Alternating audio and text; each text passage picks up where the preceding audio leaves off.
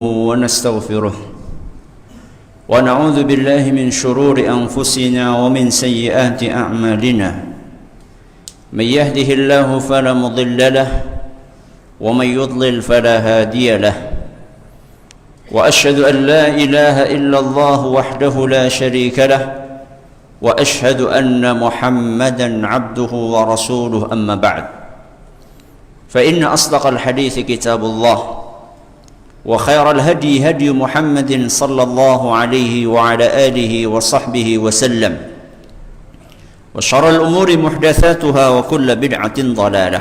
Jamaah Jumat rahimakumullah. Marilah kita tingkatkan ketakwaan kita kepada Allah Subhanahu wa taala dengan ketakwaan yang sebenar-benarnya, yaitu dengan mengamalkan apa yang diperintahkan oleh Allah Azza wa Jalla dan oleh Rasulnya sallallahu alaihi wasallam, serta menjauhi apa yang dilarang oleh Allah Subhanahu wa taala dan oleh Rasulnya sallallahu alaihi wasallam. Jamaah Jumat yang semoga dimuliakan Allah, belakangan ini semakin ramai diperbincangkan tentang muncul dan tersebarnya sebuah penyakit yang meresahkan dan menakutkan, yang diistilahkan dengan wabah corona COVID-19. Kewajiban seorang muslim dalam setiap keadaan, termasuk ketika munculnya suatu musibah, adalah bertakwa,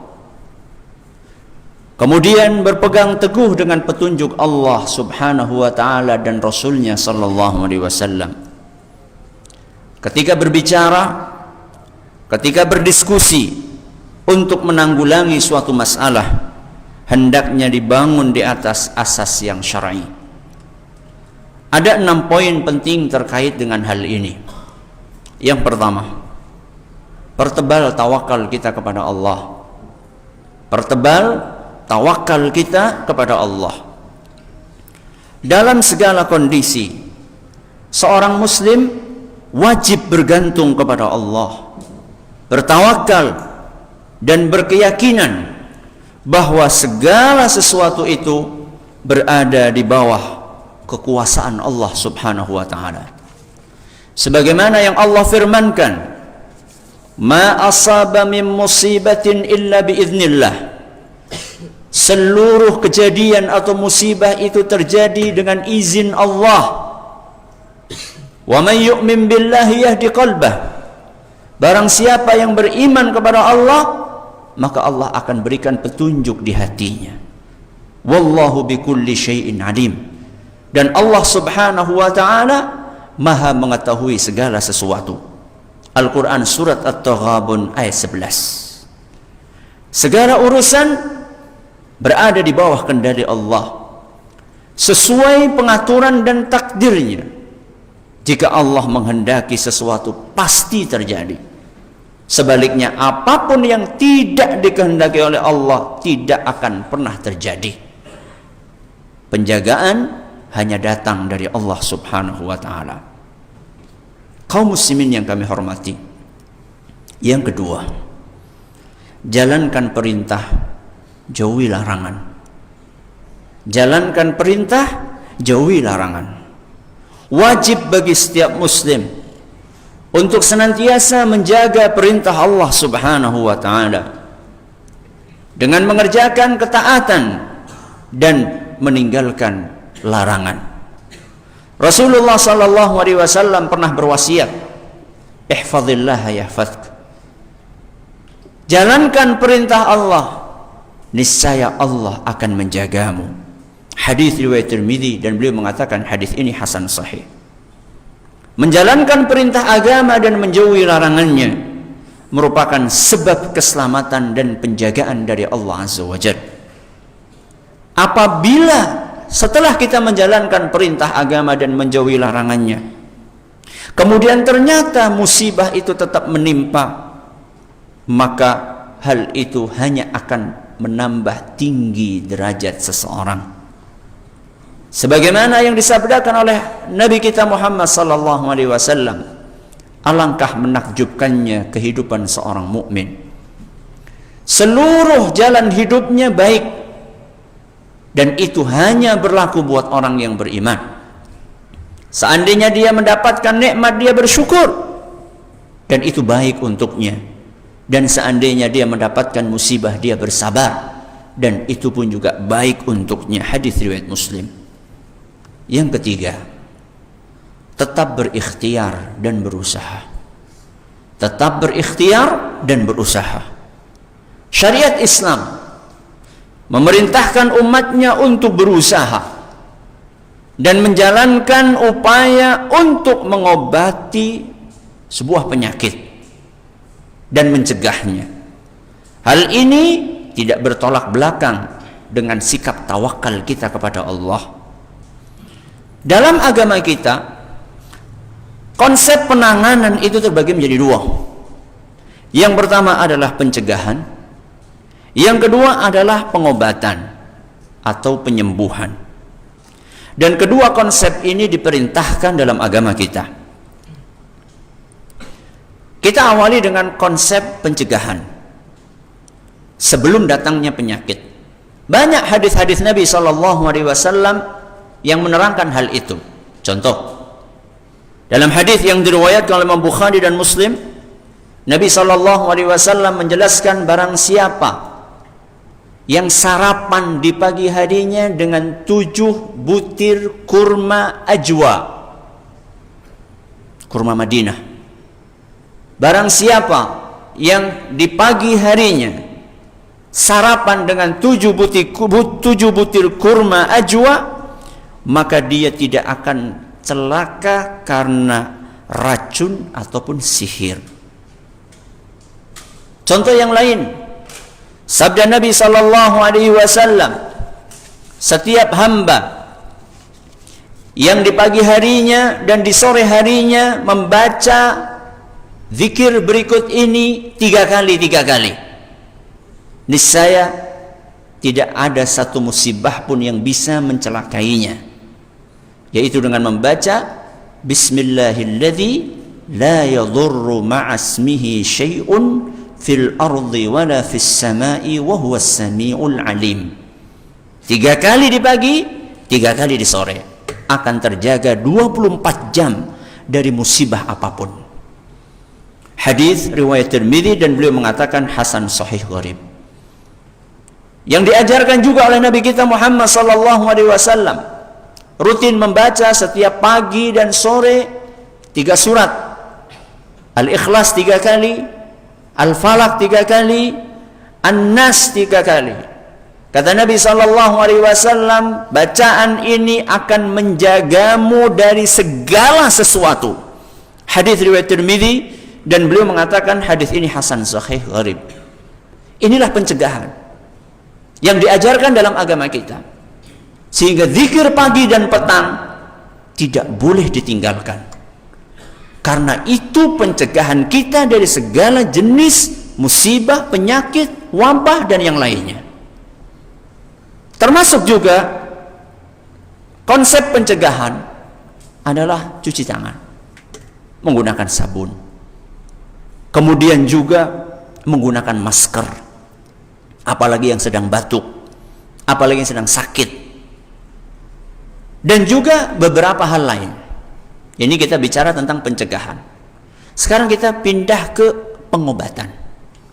Di dalam agama kita pun diajarkan konsep pengobatan. Misal, Nabi SAW bersabda, la yuridu mumridun ala musih. Hendaknya yang sakit tidak dicampur dengan yang sehat. Hadis riwayat Bukhari dan Muslim. Ini namanya konsep mengisolir orang yang sakit. Sehingga beginilah cara agama kita mengajarkan bagaimana berikhtiar, bagaimana berusaha. Yang keempat, jangan hanyut dengan hoax. Jangan hanyut dengan berita-berita dusta. Seorang muslim seharusnya tidak gampang hanyut dan terpengaruh kabar-kabar dusta. Karena sebagian orang dalam situasi seperti ini sangat mudah untuk menyebarkan berita yang belum jelas kebenarannya.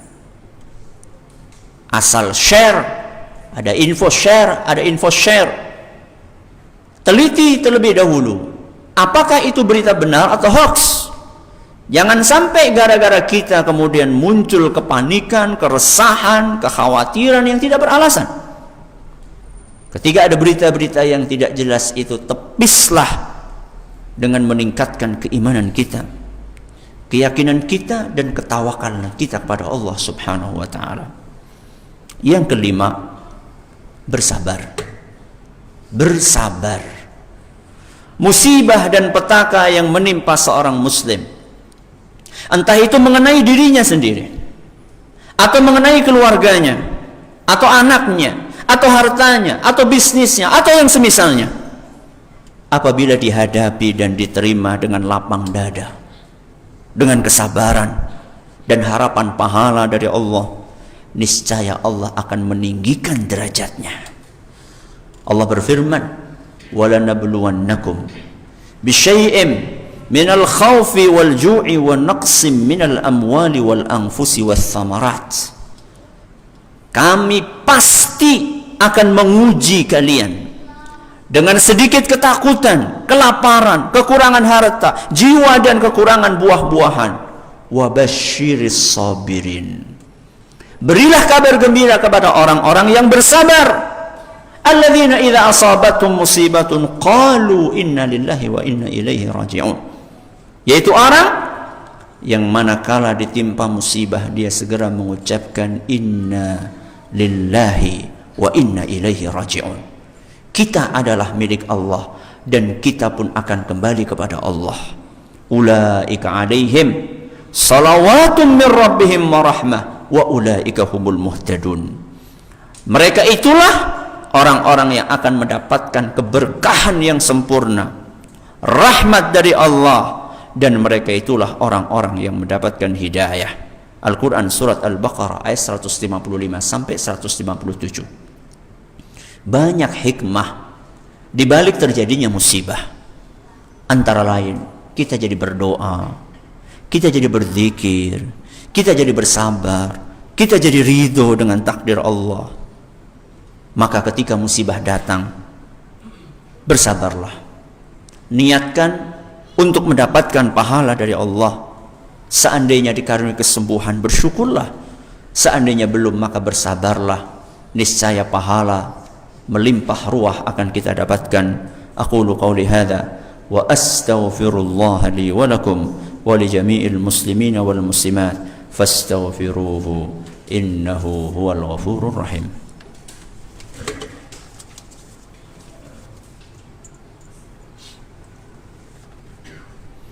Alhamdulillahi Rabbil Alamin, wal aqibatu lil muttaqin wala udwana illa 'alal zalimin. Wa sallallahu ala nabiyyina Muhammadin wa ala alihi wa sahbihi ajma'in, amma ba'd. Yang keenam, waspadalah virus yang lebih dahsyat dibandingkan virus corona. Virus corona ini menimpa fisik kita. Ada yang lebih berbahaya, yaitu virus yang menimpa rohani kita. Virus-virus yang bisa merusak keimanan kita. Virus kesyirikan, virus maksiat, virus bid'ah, dan yang semisalnya. Karena musibah yang menimpa fisik, efeknya hanya di dunia. Sedangkan musibah yang menimpa hati, yang menimpa rohani, efeknya akan terbawa sampai ke alam akhirat. Orang masuk neraka bukan karena sakit fisiknya. Orang masuk neraka karena sakit rohaninya. Sehingga dalam kitab Syu'abul Iman yang ditulis oleh Imam Al-Baihaqi, dinukil sebuah nasihat yang disampaikan oleh Imam Syuraih Al-Qadhi rahimahullah. Beliau berkata, ketika aku ditimpa musibah, maka aku akan memuji Allah subhanahu wa ta'ala dengan 4 pujian. Ketika aku ditimpa musibah, aku akan memuji Allah. Bukan menggerutu, bukan mengeluh, tapi memuji Allah. Berterima kasih kepada Allah dengan 4 pujian. Yang pertama, aku memuji Allah karena musibah ini tidak seberat yang dibayangkan. Masih banyak orang lain yang musibahnya lebih berat daripada yang aku hadapi. Ini pujian yang pertama. Pujian yang kedua, kata beliau, aku memuji Allah karena bisa sabar untuk menghadapinya. Dan kesabaran itu akan menghasilkan pahala yang tanpa batas. Pujian yang ketiga, aku memuji Allah karena lisanku digerakkan oleh Allah untuk mengucapkan inna lillahi wa inna ilaihi raji'un, dan ini menambah pundi-pundi pahalaku. Dan yang keempat, aku memuji Allah karena musibah itu bukan menimpa keimananku, bukan menimpa hatiku, tapi musibah itu hanya dalam tanda kutip menimpa fisikku. Semoga Allah subhanahu wa ta'ala berkenan untuk senantiasa melindungi kita dari segala bentuk musibah, musibah duniawi maupun musibah ukhrawi. Allahumma amin.